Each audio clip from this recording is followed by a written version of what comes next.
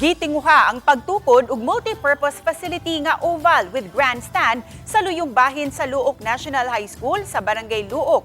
Base sa site development and perspective plan sa naasong proyekto, aduna kini sukod nga 400 meters. Moabot sa 150 million pesos ang gahin alang sa phase 1 sa maong proyekto.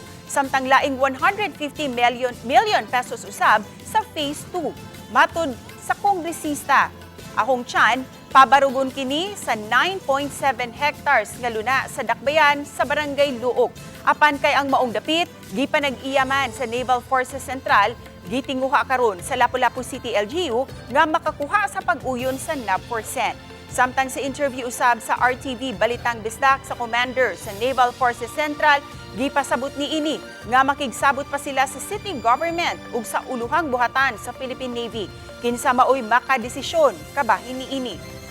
So we are negotiating right now with Philippine Navy nga na sila area na pwede sila makig-swap lang sila sa property kay napoy nakaplano nila sa maong lugar. So ako amo lang gi-advise ng Navy na just put in writing and i-plot ninyo ang inyong plano so that we can present it to the council.